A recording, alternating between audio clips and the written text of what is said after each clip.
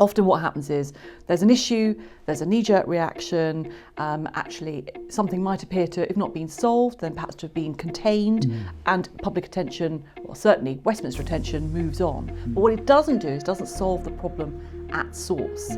So I go back to international aid, climate change being, support being so important, but actually also in relation to actually the people smugglers, the people who are making money out of misery and desperation, actually cutting that business model off is incredibly important. I think that's what the Home Office are trying to do.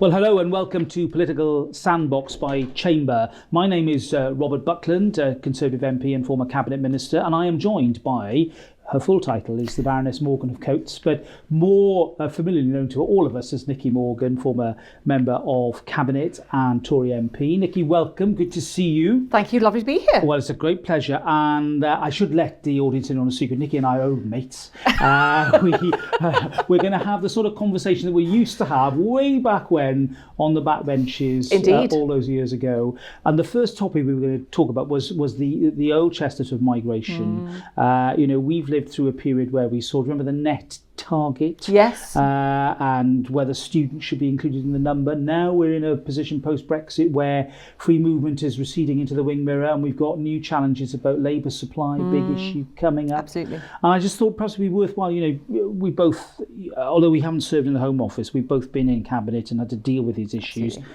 And, I just thought perhaps it'd be good to have a few insights. Where do you think we are at the moment with the debate and where public opinion is, which seems to change quite a lot, I think?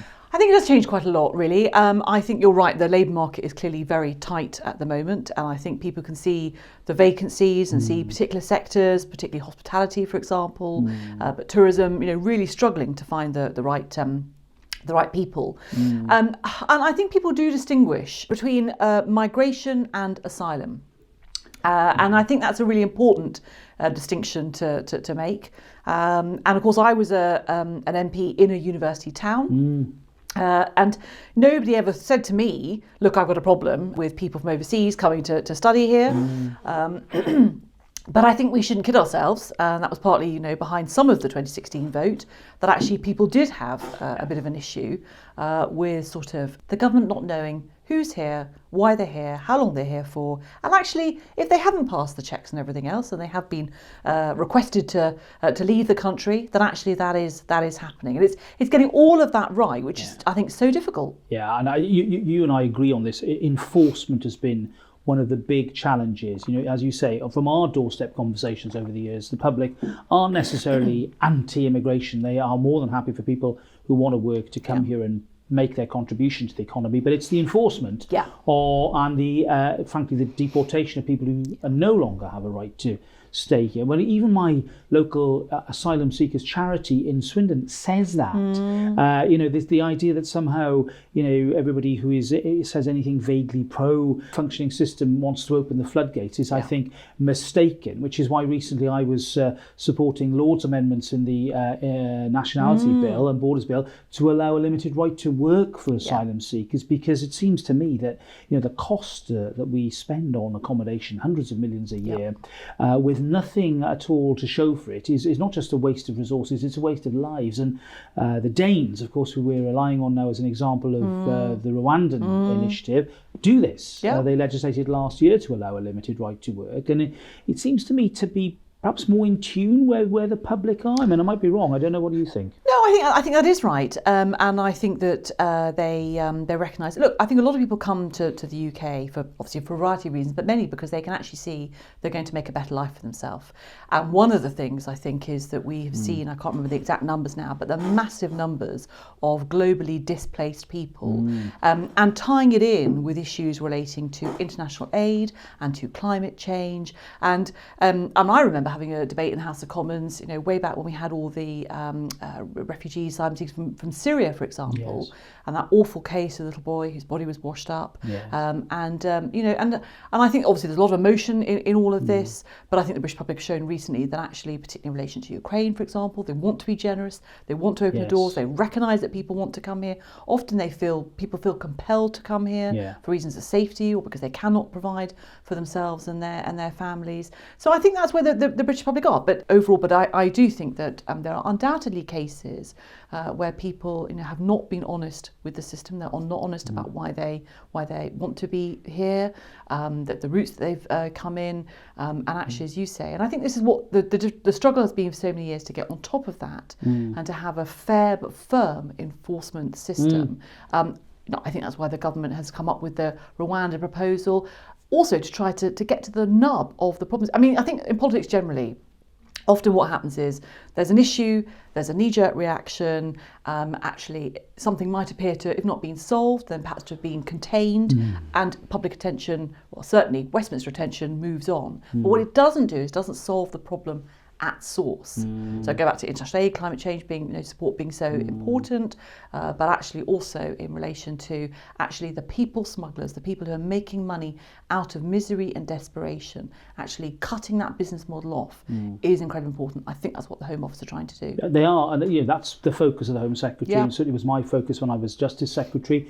How to do that is a big question. I personally take issue with the sort of pull factor idea. If the pull factor was such an issue, why are they using boats now? I think the reason why small boats are used is because there are no other lawful means of entry to the UK, and unless we do a serious bilateral arrangement with France, which at the moment it seems very far off, we're going to continue to have this problem. But for my money, I mean, asylum is a tiny part of the bigger issue. And the bigger issue, which you've alluded to, is the supply of labour. I was up in Scotland last week and talking to farmers in Scotland who are really struggling to pick the fruit and veg from their fields at a time when food security now is at a premium. To think that we're going to have items rotting in the fields because we can't get people to pick them seems to me to be pretty daft. Yeah. And I know there's certain parts of politics who are saying, well, there are too many people coming. But my point of view is, frankly, it's great that now we've got these visa schemes. Absolutely. We We can set the numbers. We don't have to worry about free movement.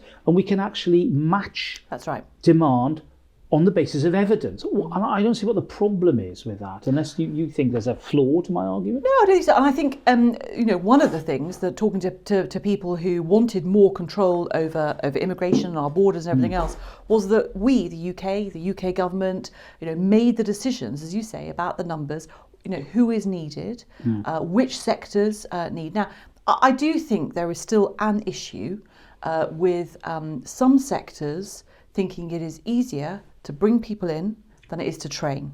Yes. Having said that, given how tight the labour market now is, I think that most employers are trying every which way, whether it's apprenticeships, whether it's training schemes, whether it's supporting things like Kickstarter, whether it is then saying actually there are some jobs where we just know the skill is overseas and we need people to come in. So I think that's it's having all those different routes that actually employers are able to call on. But I mean, you can see that the signs are up there. Anywhere you go, any tourist destination, say hospitality, people are saying, jobs, we're looking for a chef, we're looking for this person, we're looking for that person. So, it's a very tight labour market. Yeah, 1.25 million vacancies, the highest number of people in work, I think, since records began, and yet we still don't have enough people to fill those spaces.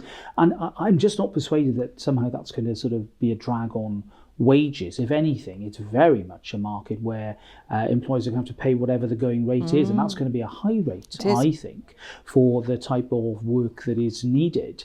And as you say, we've got control. We've taken back control. Right. I don't think that necessarily means that control will always result in us being unduly restrictive in terms of numbers. And as you say, people come and go. There are seasonal elements to all of this. The visa system is designed with that in mind. I think it's perhaps time, dare I say, to give the government a couple of cheers on this, to say that they do have a coherent system. The next stage for me, I think, is how efficient the Home Office needs to be, and that is one of the big problems. I don't see that level of efficiency, and this is an historic issue within the Home Office, and that's a big ask for ministers, I think. Well, I think you are a serving MP. I've been an MP. I think you're right. That consistency, that efficiency. I certainly had a lot of cases where people they wanted a decision. They wanted to perhaps to appeal an immigration decision. They wanted to be able to bring more paperwork to the attention of the Home Office. But what they really wanted was a decision. They wanted to know where they stood in relation to a family member, or to staying, or being able to plan, as you say, being able to get on with a job. They perhaps had a job to go to, or a place to live, but they just needed that immigration status to be confirmed. And I think this is something that we have been lagging as a country in terms of having that efficient system, so people know where they stand. And it's not surprising then that people actually disappear into the country, as it were, and then become harder to find, because they've waited so long for a decision that often they just get on with life, basically. And that is understandable. Well, you're right, and people are going onto the black market, and one of the reasons for the Right to Work amendment was to try and stop that sort of perverse incentive for people to disappear from the system, because one of the the second plank of residents' concerns are, do we know how many people are here? And in all confidence, I don't think that the Home Office can answer that question, and has never been able to. So I think a lot done. Quite a lot of challenges, I think, left for our friends in government. But I think the other thing I was just say again, I'm a firm believer in grown-up conversations with the electorate. You mentioned about the net target. I do think actually, and I think this has been a change over the last few number of years, but actually people understand, certainly one of the lessons I've learned, people understand that life isn't black and white, and that actually setting a number or saying this can be solved, whether you're talking about migration, whether you're talking about house building, whether you're talking about solving the numbers of GPs and access to health, for example. People understand these are complicated issues and it can't be solved overnight. What they want to know is that the government understands the issue, they have a plan, and that plan is being executed. And I think actually that it is happening. I think it is happening, as we talked about in the migration sphere. It takes time, but people understand, because that's what they do in their businesses. That's what they do in their daily lives. They look at a problem, they try to solve it, they have a plan, and they try to work towards that. Yeah, and I think to round this part of our conversation off, I think levelling with the electorate is such a powerful way of doing, being honest with them, and rather than raising expectations artificially, being realistic. And I think actually the government's policies are realistic. I think my advice to them would be perhaps change the packaging and actually level in a way that I think they would find would be not just refreshing but rewarding. Yeah. Yes, no, I agree. I think that explanation, I think people these days, transparency is very important. People understand the trade-offs and everything else and the choices, but they need to have that conversation and see us as politicians, I think, having that grown-up conversation too. Right. Well, Nicky Morgan, thank you very much. Thank you.